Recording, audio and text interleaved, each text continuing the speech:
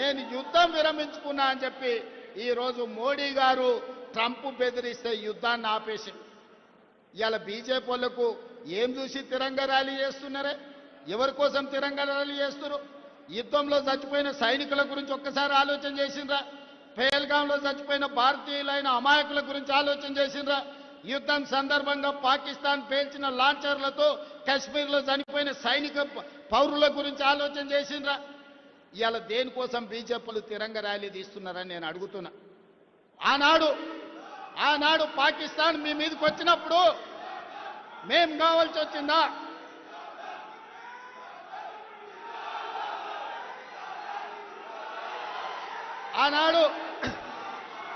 ఆనాడు పాకిస్తాన్ ఉగ్రవాదులు ఈ దేశంలో అమాయకులను చంపినప్పుడు అఖిల పక్షం కావాల్సి వచ్చింది.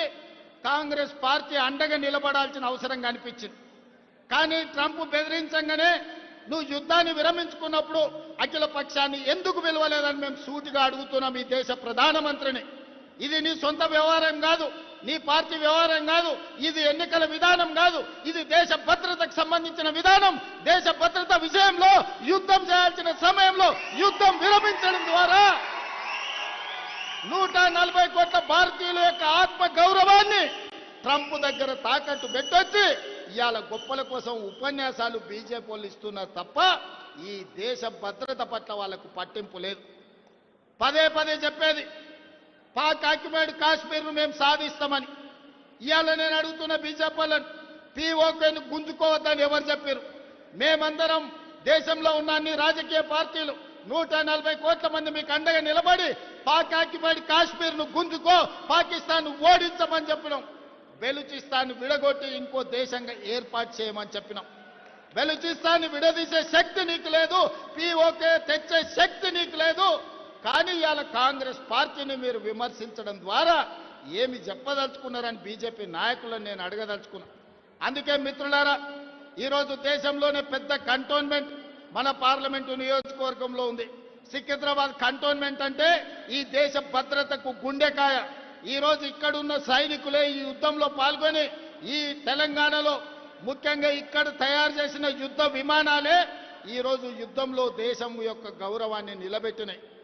మోడీ గారు తెచ్చిన రాఫెల్ యుద్ధ విమానాలు మన పాకిస్తాన్ కూల్చింది. ఎన్ని కూల్చిందో రాఫెల్ గురించి చెప్పమంటే ఈరోజు చర్చ లేదు. ఈరోజు మన దేశంలో కాదని ఇతర దేశాల నుంచి రాఫెల్ యుద్ధ విమానాలను కొనుగోలు చేసిన మోడీ గారు మీరు జవాబు చెప్పండి. మన పాకిస్తాన్తో జరిగిన యుద్ధంలో ఎన్ని రాఫెల్ యుద్ధ విమానాలు పాకిస్తాన్ నేలగూల్చిందో మీరు లెక్క చెప్పండి. గొప్పల కోసం వేల కోట్ల రూపాయల కాంట్రాక్టులు మీకు కావాల్సిన వాళ్ళకి ఇచ్చి ఇవాళ రాఫెల్ యుద్ధ విమానాలు కొన్నారు. అవెందుకు నేలగూలినాయో ఇవాళ ప్రజలకు సమాధానం చెప్పాలి. అందుకే మిత్రులారా, ఇవాళ ఈ ర్యాలీ ఎన్నికల కోసం కాదు, ఈ ర్యాలీ ఓట్ల కోసం కాదు, ఈ ర్యాలీ కాంగ్రెస్ పార్టీ కోసం కాదు.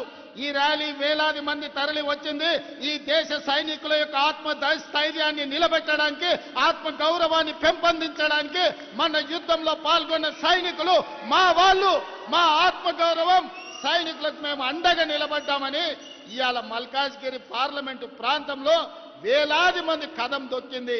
సైనికులకు అండగా నిలబడడానికి యుద్ధాన్ని విరమించడం ద్వారా సైనికుల ఆత్మ గౌరవాన్ని, ఆత్మ స్థైర్యాన్ని బీజేపీ దెబ్బతీస్తే ఆ సైనికులకు అండగా నిలబడడానికి ఇవాళ వేలాదిగా మనము ఈరోజు బయటకు వచ్చి సైనికులకు అండగా నిలబడ్డాం.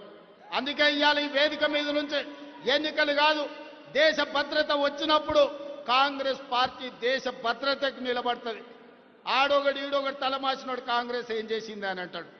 కాంగ్రెస్ ఏం చేసింది? దేశానికి స్వతంత్రం తెచ్చింది. కాంగ్రెస్ ఏం చేసింది? మహాత్మా గాంధీ గారు ఈ దేశం కోసం నేల కొరిగిండు.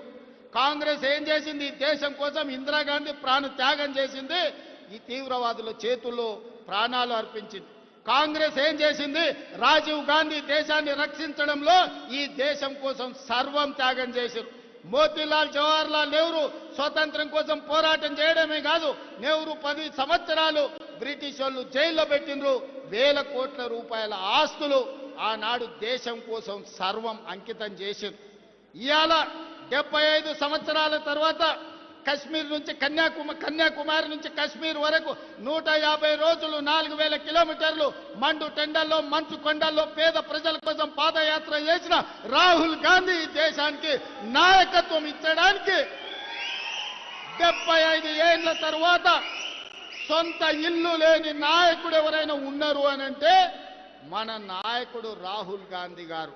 ఇది కాంగ్రెస్ ఈ దేశం కోసం చేసిన త్యాగం అని చెప్పి నేను ఈరోజు చెప్పదలుచుకున్నా. అందుకే మిత్రులారా, ఇక